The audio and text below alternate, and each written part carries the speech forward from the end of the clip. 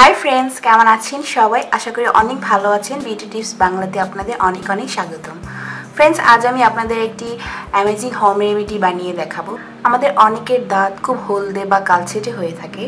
এর কারণটা হচ্ছে আমরা অনেকে পান খাই, গুল খাই, সিগারেট খাই, মানে অনেক ধরনের নেশা করি। নেশা জাতীয় যে জিনিসটা আমরা খেয়ে থাকি তাই সেই জিনিসটার জন্যই আমাদের মুখে দাঁতগুলো খুব বাজে হয়ে যায়, মানে কালচেটে হয়ে। যারা পান খায় তাদের দাঁত দেখবেন অলরেডি কালচেটে হয়ে থাকে বা দাঁতের মধ্যে এক ধরনের আবরণ, ময়লা আবরণ পড়ে থাকে। এবং আমরা যারা নেশা করি, ধূমপান করি, তাদের মুখে দেখবেন অলওয়েজ একটা দুর্গন্ধ থাকে। তো সেই দুর্গন্ধটাকে রিমুভ করে আমাদের হলদে দাঁত বা কালচেটে দাঁতকে কীভাবে সাদা ঝকঝকে করতে পারবো, সেই রেমেডিটা আজ আমি আপনাদের বানিয়ে দেখাবো। তাহলে চলুন বন্ধুরা আমরা দেখে নিই। বাট তার আগে বলবো, আমার চ্যানেলটি যারা এখনও সাবস্ক্রাইব করেননি প্লিজ সাবস্ক্রাইব করে নেবেন আমার চ্যানেলটিকে। তাহলে চলুন আমরা দেখে নিই। আর আমি এখানে যা যা ইনগ্রিডিয়েন্টস আমাদের দরকার আমি নিয়েছি, আপনারা দেখতেই পাচ্ছেন। আমাদের দরকার এখানে লেমন, মানে লেবুটি দরকার। লেবু আমাদের দাঁতের জন্য খুবই ভালো।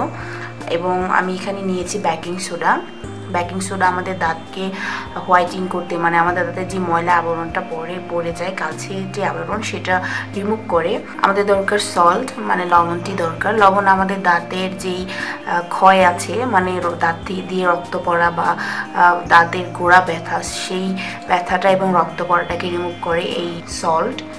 আর আমাদের দরকার টুথপেস্ট। আমি এখানে কোলগেটটা নিয়েছি। আপনারা যে যেটা ইউজ করেন সেই টুথপেস্টটা ইউজ করতে পারেন, কোনো সমস্যা নেই। তাহলে চলুন আমরা দেখে নিই কীভাবে এই রেমেডিটা তৈরি করব।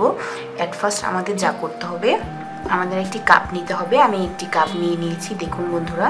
এখন এখানে আমরা 1 কাপ গরম পানি নিয়ে নেব।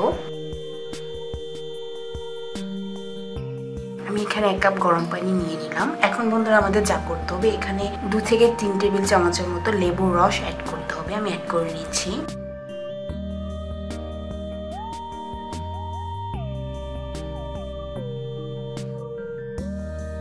ওকে, এখন এখানে একটু মিক্স করে নিব। এখন বন্ধুরা এখানে আমরা অ্যাড করব হাফ চামচের মতো সল্ট, মানে লবণটি অ্যাড করব।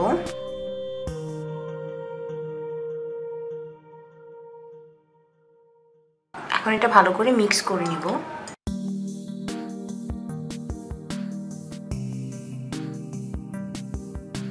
বন্ধুরা এই ড্রিঙ্কটা তৈরি হয়ে গেল। এখন আমি এটা একটু সাইড করে রেখে দিব।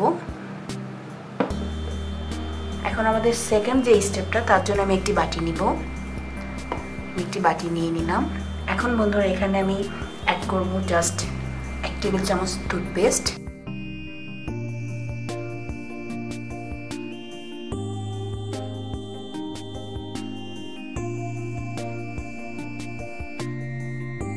এখন বন্ধুরা এখানে আমি অ্যাড করব 1 টেবিল চামচ বেকিং সোডা। এখন বন্ধুরা এখানে আমি অ্যাড করব 1 টেবিল চামচ লেবুর রস।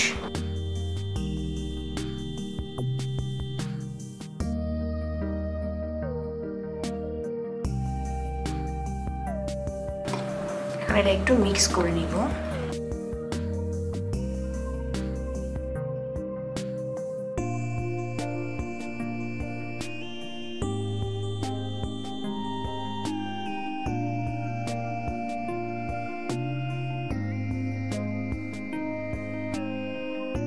ওকে ফ্রেন্ডস, দেখতে পাচ্ছেন আমার পেস্টটা তৈরি হয়ে গেল। এখন আমাদের যা করতে হবে সেটা হচ্ছে, এই ড্রিঙ্কটা আমি দেখুন যেটা অ্যাট ফার্স্ট বানিয়েছি, এই ড্রিঙ্কটা আপনি যখন ব্রাশ করবেন, সকালবেলা মুখ ধোবেন, তখন আপনি এই ড্রিঙ্কটা দিয়ে 2-3 বার কুলি করে নেবেন ভালো করে। বন্ধুরা ড্রিঙ্কটা অবশ্যই গরম পানির মধ্যে বানাবেন, এবং যখন এটা হালকা হালকা কুসুম কুসুম গরম পানি থাকবে তখন এটা দিয়ে আপনি কুলি করে নেবেন।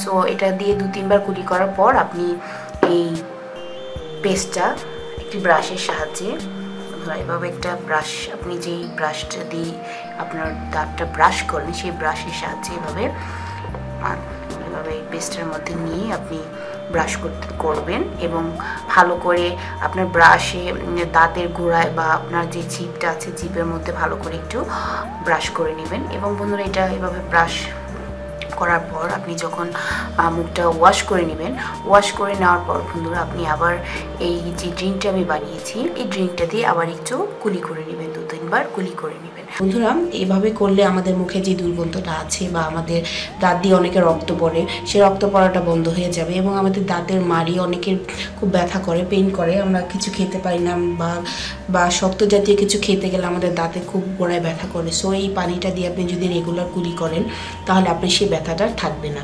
সো আপনারা এটা অবশ্যই ট্রাই করবেন, কারণ এটা খুব হেল্পফুল একটা রেমেডি এবং আমাদের যে দাঁতের সমস্যাগুলো আছে সেগুলো সমাধান হয়ে যাবে এবং আমাদের হলদে যে কালচেটের দাঁত আছে সেটা খুব পরিষ্কার সাদা ঝকঝকে বানাবে। সো আপনারা এটা অবশ্যই ট্রাই করবেন, এটা খুব ভালো একটা রেমেডি। এবং আমার ভিডিওটি যদি আপনাদের ভালো লেগে থাকে প্লিজ আমার চ্যানেলটিকে সাবস্ক্রাইব করুন, লাইক কমেন্ট শেয়ার করুন, শেয়ার বন্ধুরা অবশ্যই করুন এবং সবাই অনেক ভালো থাকুন, সুস্থ থাকুন। সবাইকে অনেক অনেক ধন্যবাদ।